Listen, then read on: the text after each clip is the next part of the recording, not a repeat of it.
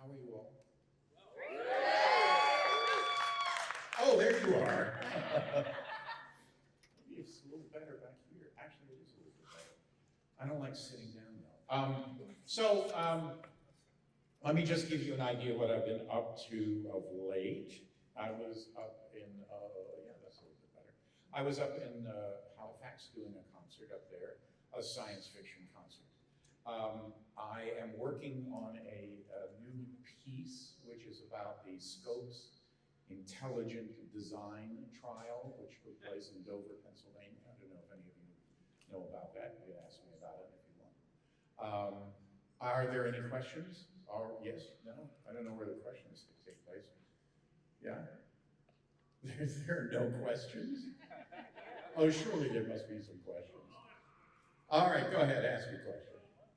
I'm a little unfamiliar with the Scopes trial, but I kind of heard that it was sort of publicity stuff. It wasn't real. Can you talk about that a little bit? Sure. In 1925, did I say Scopes or did I say the Dover? If I said Scopes, I was wrong. I did a show about the Scopes monkey trial. It was called the monkey trial because H.L. Mencken actually called it the monkey trial, and he was a famous columnist at the time. Ed Asner and I went around the country and did the actual trial transcripts from the Scopes monkey trial. That was in 1925. The Scopes monkey trial was about the fact that in Tennessee, the legislature said that there can be no teaching in public schools of anything, of essentially, I'm trying to remember the actual wording, but it's not the point. You cannot teach evolution in the public schools.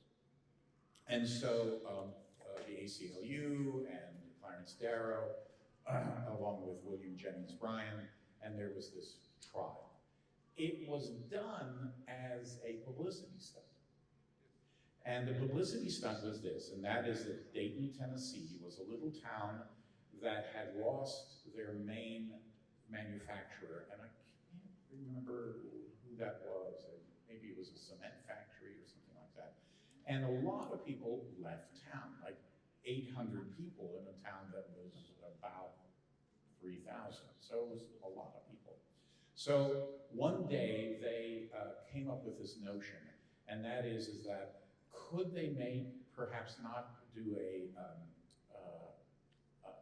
a stage an event? In other words, have their teacher, John Scopes, who was a substitute teacher, and he was also the phys ed teacher who had taught for one day evolution out of the book. Could they not, in fact, be the ones that the ACLU was looking for? And so it started off that way. It got completely out of hand, ending up in a real circus. It was also the first trial that was ever broadcast by radio, and in 1925 was a huge deal. The essence of the trial was that Scopes was found guilty of teaching evolution, and that was sort of it.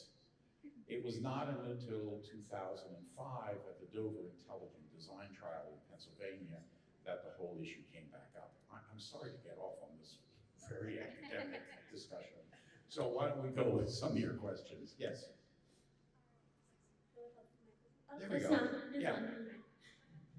So my question is, was it very hard to adjust to voice acting instead of traditional acting? How hard was that for you? Well, you know what? Interestingly, the person who, the limo driver who brought me in last night from the airport asked me almost the exact same question. I don't really consider myself a voice actor. I think that this is the way it started out. This is how I described it to him.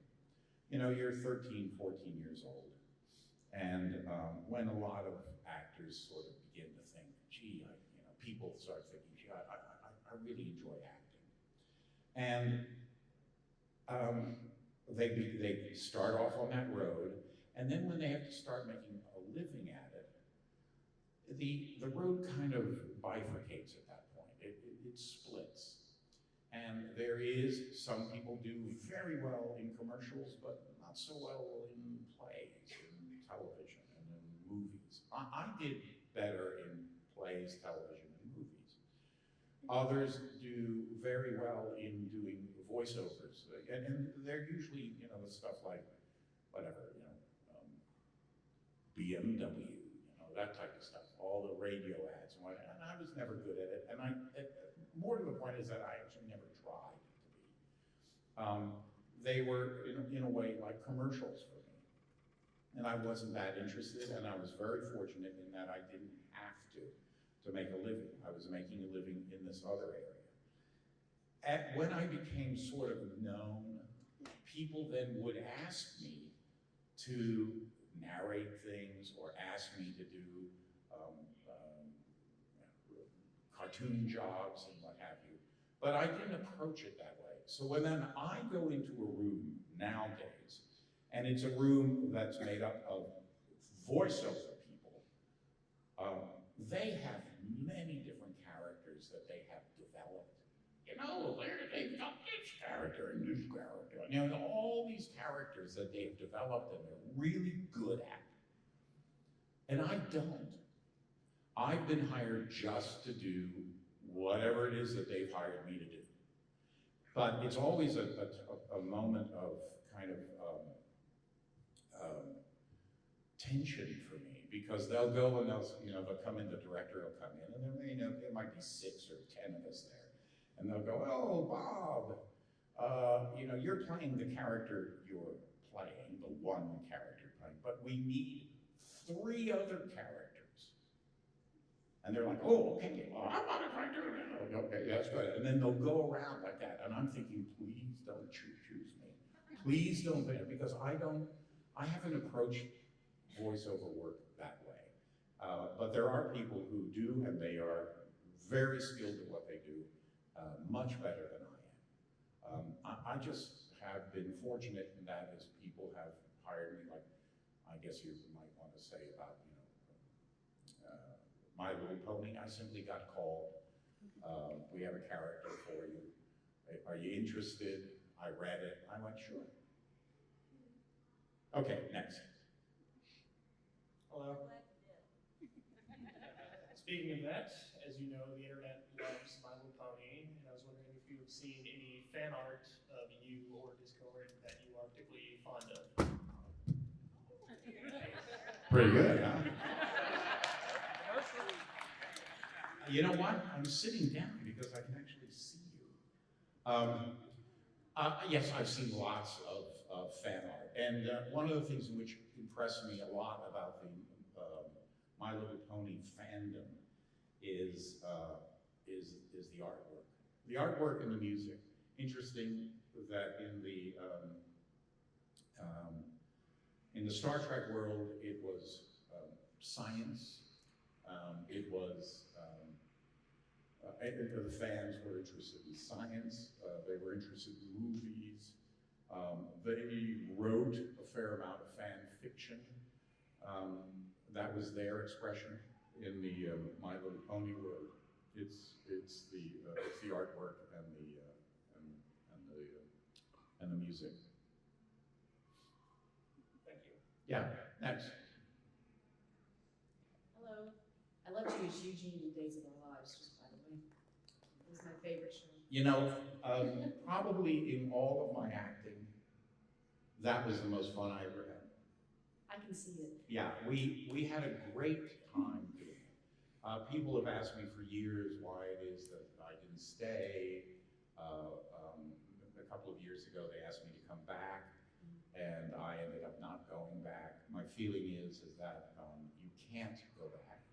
As I explained to somebody who came to the table, I said, do you really want to go back and visit one of your old boyfriends? I did have a question. Yeah. When when you were on Breaking Bad, did they approach you for that role, or did you? No, I auditioned for that role. And one of the things in which, one of the things that's really nice about the profession that I'm in is that every once in a while, you get an opportunity to touch somebody that somebody goes, oh my gosh, which is what our business is. Our business is about showing,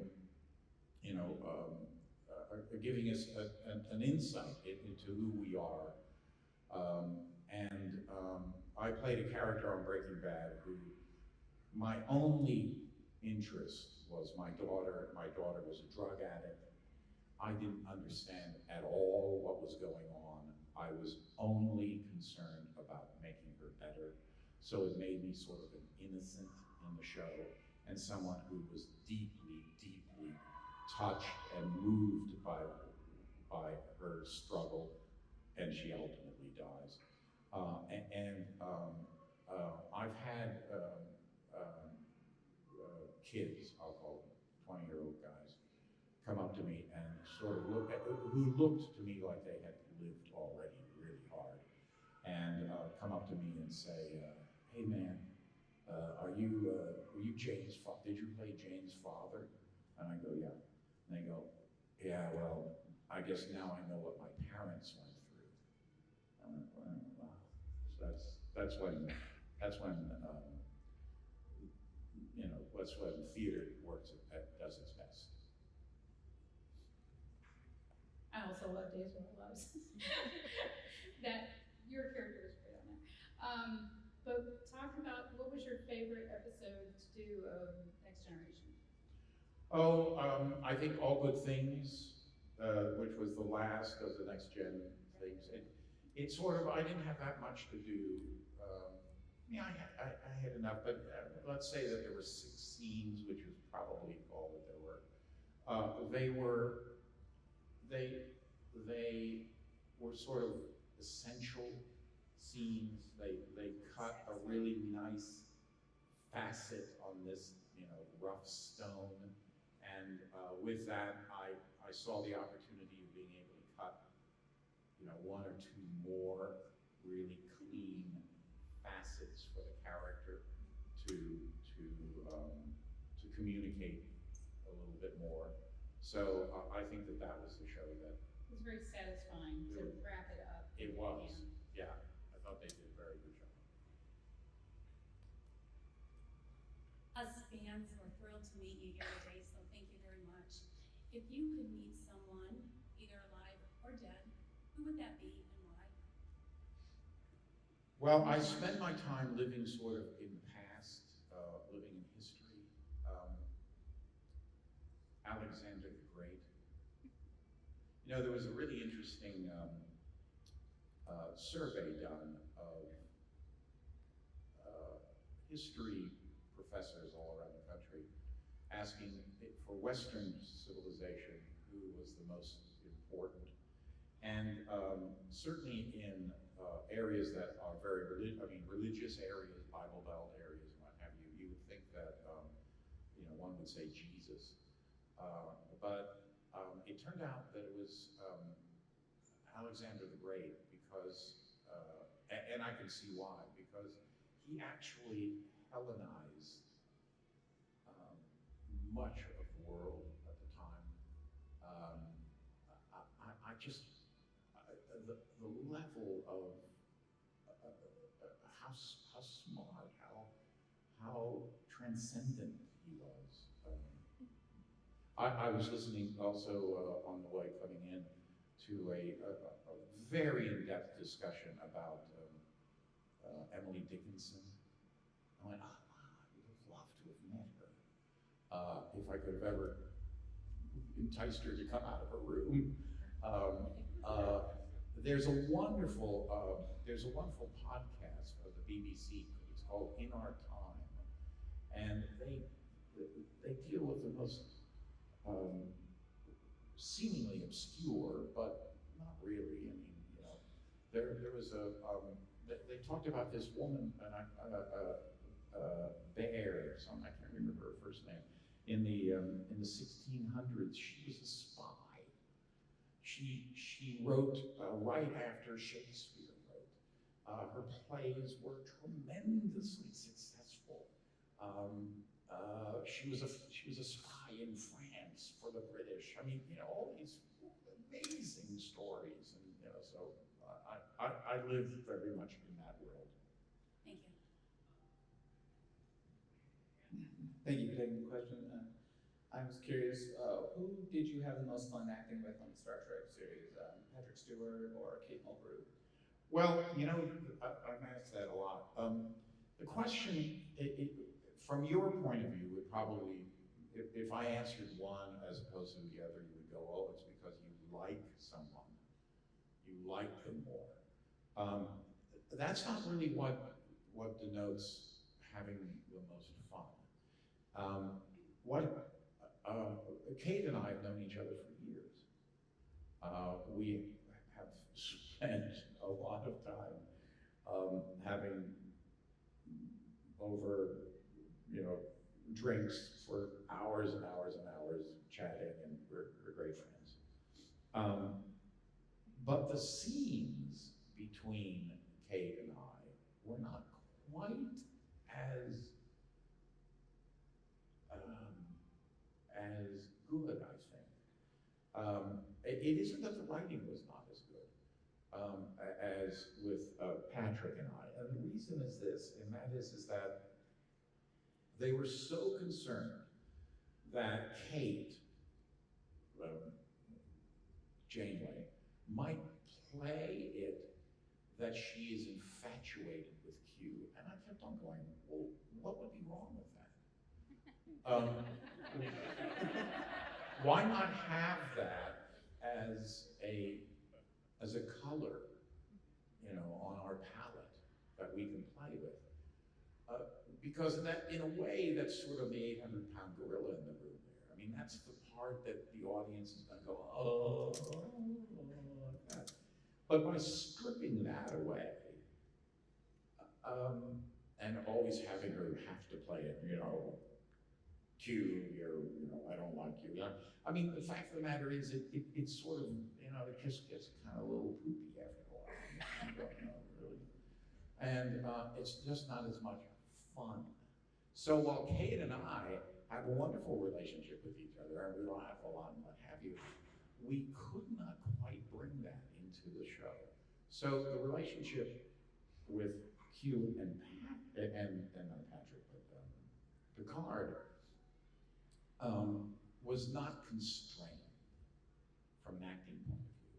And so those were the ones that one could say were a little more fun to play. Thank you. Does that make sense to you? Yeah. I know you've been involved in many works over the course of your career, but I'm wondering what you consider to be your pinnacle role and why.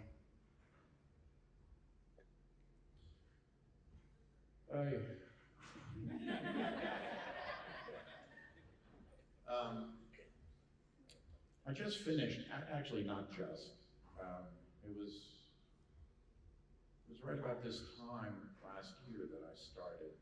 I did a show by John Robin Bates, very well-known writer, very brilliant writer, called Vicuña.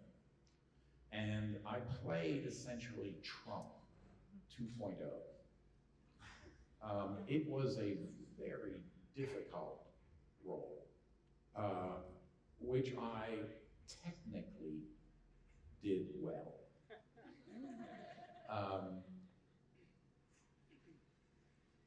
So that would be one. You know, going many years back, Man and Superman was great fun in terms of I've never had a role where what I said was exactly what John Delancey thought, only said so much better. And that was great fun to do. But I have to say, as time has gone on,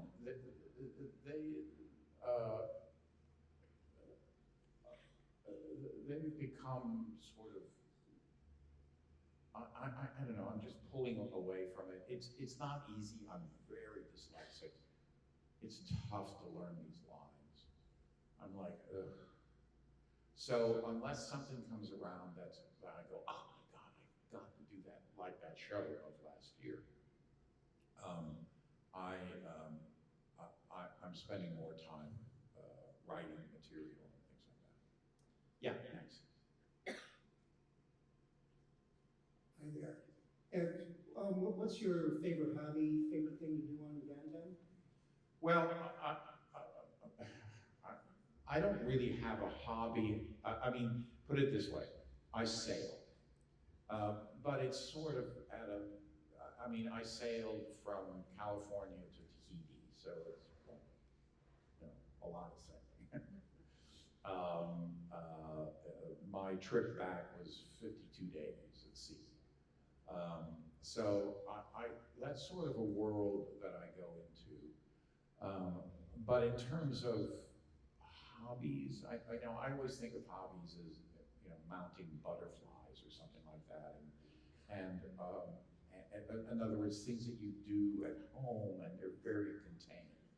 I do a lot of cooking.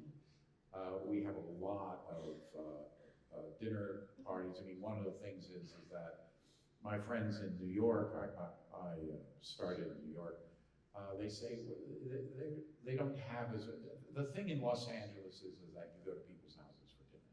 So we have a group, you know, kind of the usual suspects as it were, but we all go to each other's houses and for, in some instances, higher and higher levels of food porn, you know, where you know, you taste this and you know, drink that and stuff like that. So we spend a lot of time doing that.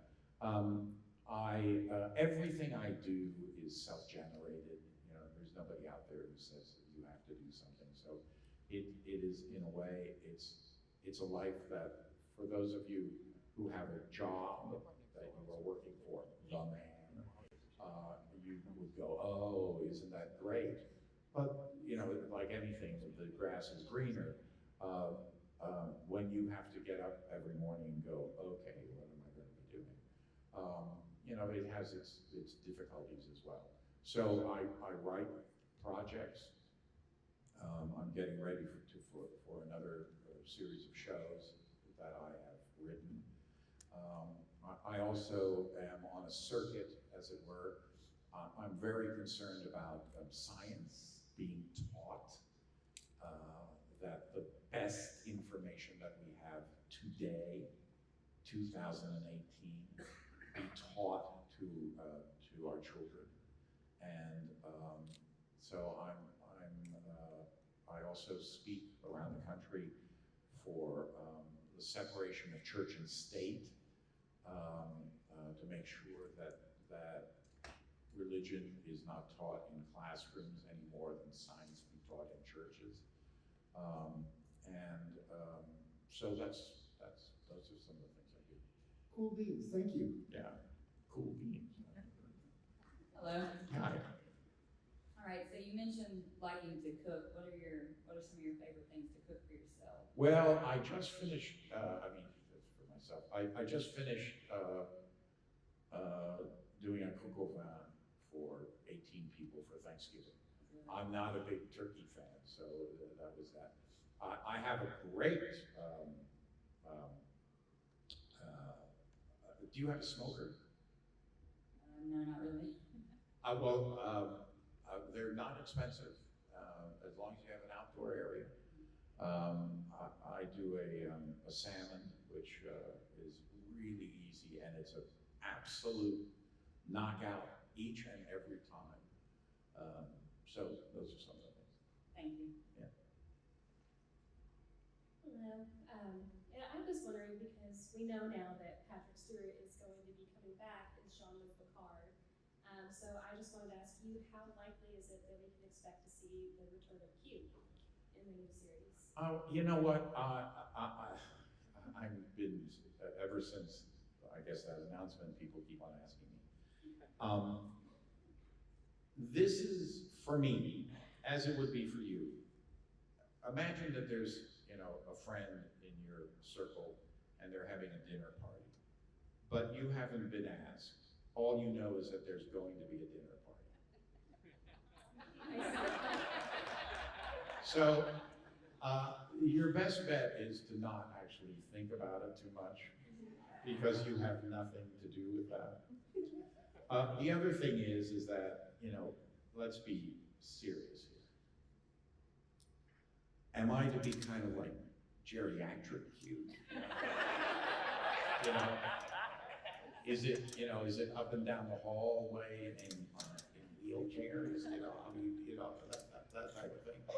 I guess one could argue that, well, Q comes back to fit whatever age he's in, you know.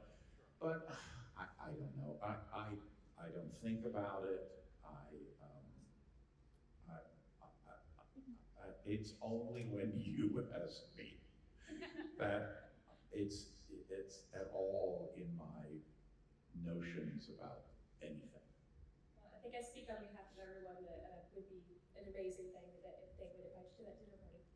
Thank you. You're welcome. Hi, so how to word this out? Do you have favorite actors or people that you, in your work, you look to, specifically, like if you're going to do a character, say Q, are there other performances that you go to draw upon inspiration from? Not necessarily Q, but overall, when I say when you bring back. No, you have to be very careful about drawing on other performances, especially before you have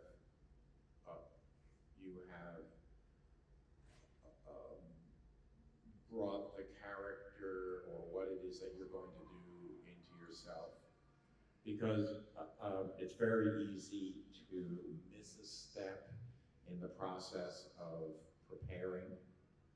I mean, this is a real acting question, so you really want to acting. Oh, I'd love to know. Is there someone that brought you into acting? Who do you admire? Well, I mean, the point is that you could have, you know, 10 people on the row here, all of them looking, you know, like the character that you want them to play. So looking like the character is somewhat important, certainly in the area of television, a little less so in the area of theater because of the distance, but there's still an element of that. But if you could have 10 people here, all who could play the role, what you're really looking for is somebody who personalizes the role and brings themselves to the role along with what has been written on the page, okay? That's what makes the difference between just the other 9 people. My feeling is that in a greater or lesser sort of way, every character that exists somehow lives a little bit in you. There was a character that I once played a number of years ago called Biba. That character was the commandant of the ghetto of Lodz in Poland. He was essentially a functionary. He was a numbers guy. He was the accountant. I can't even say that he was, you know, everybody had to be part of the Nazi party who was going to succeed. He was not an ideologue. He was a functionary. But even so, the play had to do with these conversations between Bibau and Romkowski, who was the elder Jewish, quote, mayor of the ghetto. The relationship that they had was that there was a ghetto, all the Jews were in the ghetto, and Bibau was using the people of the ghetto to make uniforms and pots and pans for the German army. A good deal, I mean, you know, to the extent that Rumkowski had figured out a way to, quote, save his people by making them useful, and Bebau had found a way to become the best producer of blankets and uniforms and pots and pans for the German army. It's a symbiotic relationship.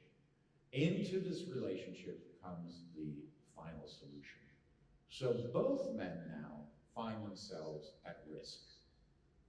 We need, Bebau says to Rumkowski, I can't believe it, but I have to put 3,500 people on the train by Friday. Oh my God. And so this was a play about these conversations that go back and forth. I was having sort of a difficult time playing this. This guy was, from Mars' point of view, a monster, but he didn't think of himself as a monster. So how do you play that? I had to find that part of myself that could play it. And it came to me about 6 or 7 days into rehearsals, as I was sort of flailing a little bit. I was standing in line and to buy a soda or whatever it was during lunch break. And the guy in front of me dropped a $5 bill. So I reached down and I said, here, oh, thank you very much, right there. And I went and got my stuff. And as I'm walking back, I went, ooh, I had another choice. I could have stepped forward and covered that $5 bill. And then it would have been mine. It would have been a secret. It would have been, sure, a little bit of dishonesty, but nobody would know about it. And then I began thinking, you know, that's perhaps how Bebau got to be where he was. What he was doing was essentially sending people off on the train. Slave labor, then sending them off to their deaths. How do you get to that point? Well, I was trying to understand his character from that point in time, which is a lot to swallow. But now I could understand him from the point in time where all he had to do was go like this. So maybe when he was a little kid, or maybe when he was an adult, you know, a young adolescent, he did that. And that started him off on a path of lying and self-deception that finally became a trap at this end. And I ended up playing the role. That was my way to get into it, because I went, I could do that. And so at the end, when I was negotiating back and forth, I need the 10-year-olds. Why don't we do it this way? Just put all the kids who are 10 and younger. That'll give us our 3,500. I could say it without going, you know, like I'm a monster, but actually say it so that the audience was crying. But I went, ooh, I could do this. Now that's the thing about acting, which is fun, is that I will never have to do that. I will never actually find out, you know, what type of, but we're playing the what if game as actors. What if? What if? And the text in this case took me to that extreme. So that's how I approach my work. That's how I approach. I try to find that part of me that could actually do this. And I'm of the opinion, on a greater or lesser degree, that one is capable of doing all of these things. So when I got the role of Q, I had already, I was doing another show about Amundsen, Raoul Amundsen, who was the explorer who got to the South Pole first. I already had that part of it in my, you know, I was already exercising that part of me. I had found that part. So when I came to audition for Q, I looked at the material, I went, Oh, yeah, okay, I understand this. I know how to do this.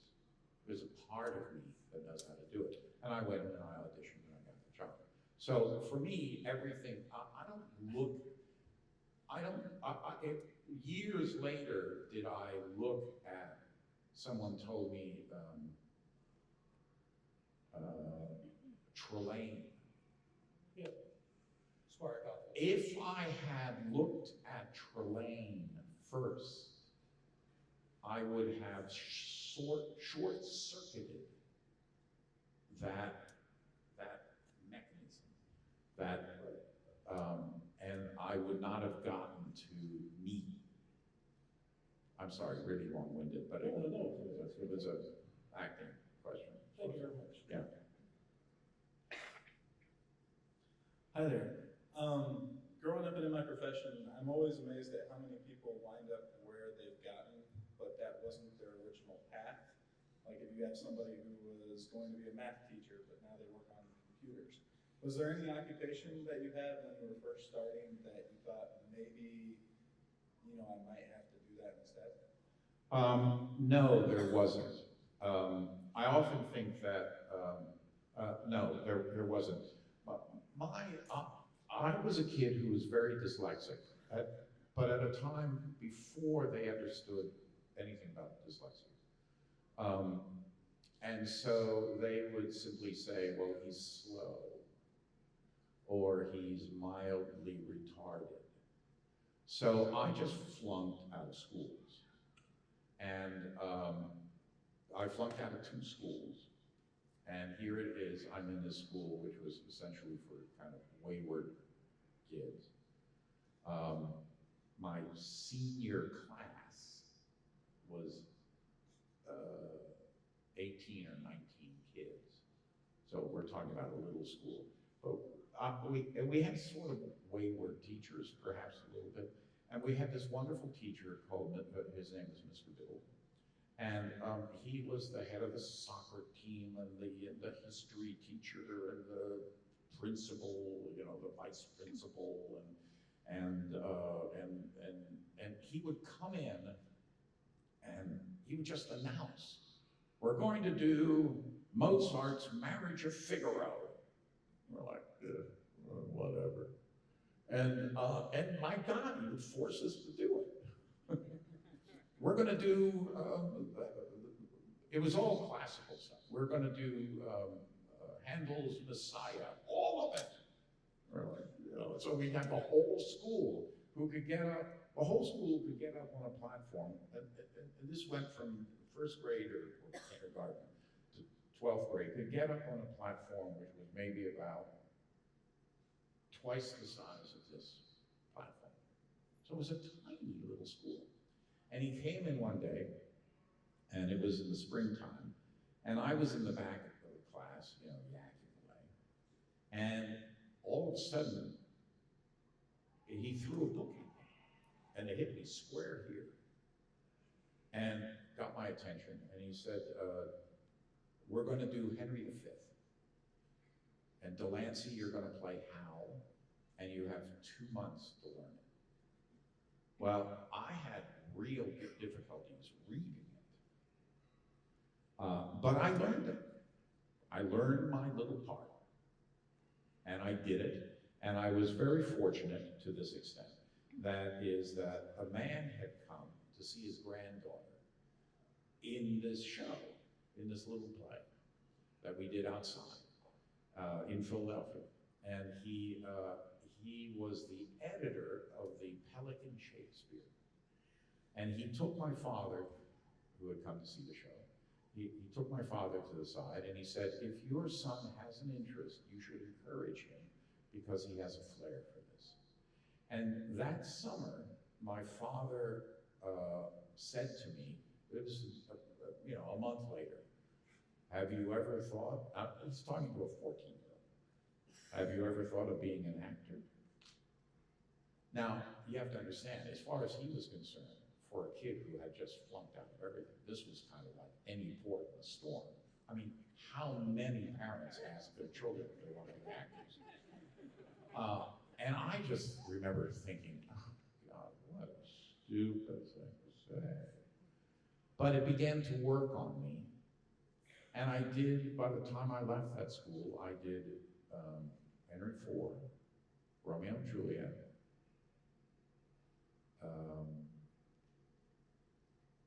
Midsummer Night's Dream, and I ended with Hamlet. So I grabbed onto it sort of like a life business, because I was not good in school, and nobody knew why, except that I couldn't read. And so I grabbed onto it. You know, many years later, I have been successful at it. There are lots of times that it's held me back, the inability to be really good with text. Can't tell you how many times I turned things down because just learning the lines was so excruciating. So I often thought, gee, what else would I have done? And I've never really come up with anything. So maybe this is what I was meant to do. Thank you. All right, here's my question. Have you seen Seth MacFarlane's new show on Fox called The Orville? It's heavily inspired by Star Trek and has a consistent amount of humor. Are you familiar with it? And given your vast experience as Q, I'm interested if you have an opinion on this show. Additionally, if they asked you to make a guest appearance on The Orville, do you think you would accept it? I have not seen the show, and it isn't because I actively don't want to see it. It's because I don't have a television. I'm just tired of, about, I don't know, 10 years ago, I just went, we're spending how much? This is ridiculous. We don't watch anything. I watch movies. I watch documentaries. I've heard about the show. I understand it's really well done.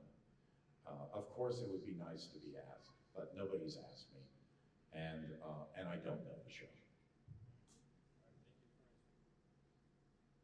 It must be such a drag to listen to an actor say he doesn't have a television set.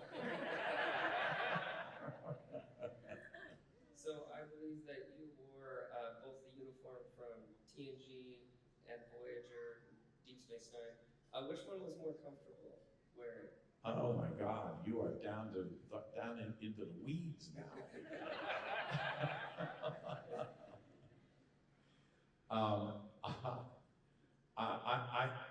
I can't tell you. I mean, I can probably tell you what the rest of the crew has said, and that is that those kind of jumpsuit uniforms are, there's nothing to hide behind.